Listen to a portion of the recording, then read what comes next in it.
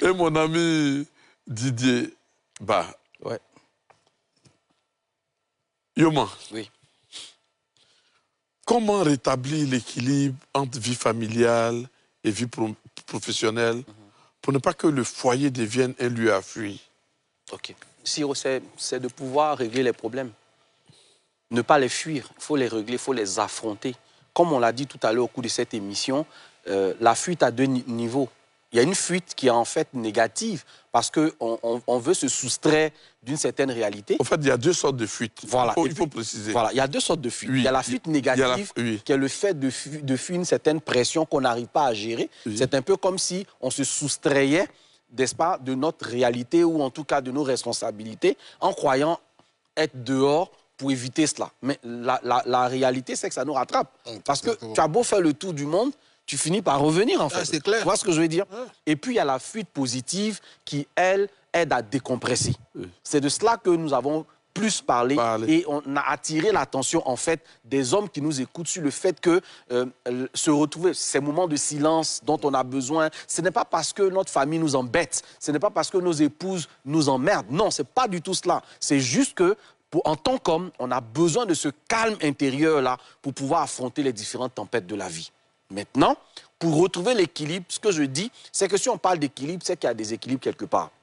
Donc, identifions la source de ce déséquilibre. Est-ce que c'est un problème de communication qui fait que finalement, parce qu'on arrive à un stade où, comme je ne veux plus qu'on se prenne la tête, et je pense que Momo l'a dit tout à l'heure, donc je préfère me retirer. Ça, c'est une mauvaise chose. Parce qu'en fait, on ne met pas le doigt sur la plaie et on ne règle pas le problème. En sortant, ça ne va pas améliorer votre communication. Parce que le fait même de sortir va aggraver la situation.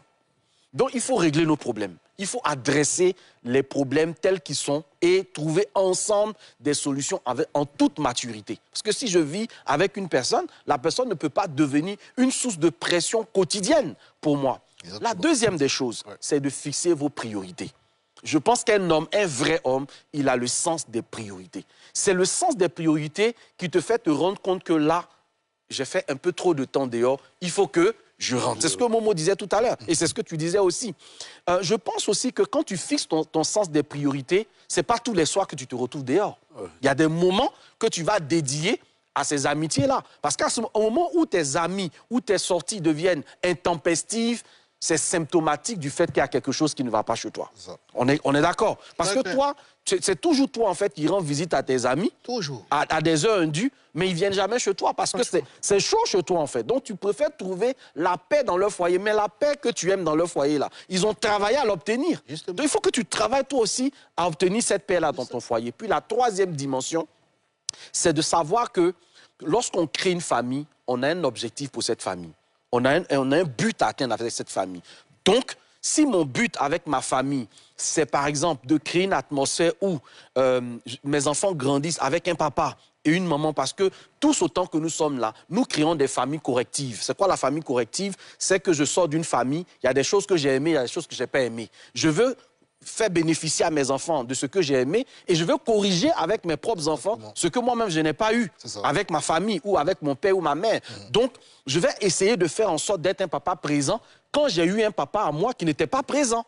Je vais faire en sorte, par exemple, de créer des moments de famille. Vous savez, le seul fait de manger ensemble, Amadou Ampateba en parlait, il dit que le fait de manger ensemble, là, ça instruit plus sur les valeurs sociales qu'autre chose. Le simple fait même de montrer à l'enfant qu'il ne faut pas tout de suite manger la viande, il faut attendre, ça travaille la patience. Le fait que chacun apprenne à manger devant lui, ça le pousse aussi à travailler de façon à atteindre ses objectifs. Vous voyez, simplement le fait de manger ensemble. Et les familles qui n'ont pas un papa présent sont des familles qui sont déséquilibrées. Vous imaginez, il y a des enfants qui n'ont jamais mangé à table avec leur papa. Il y a des enfants, en fait, qui n'ont jamais eu l'opportunité de raconter leur journée à leur papa. C'est comme si la maman jouait à la fois le rôle du père et le rôle de la mère. Mais c'est fini.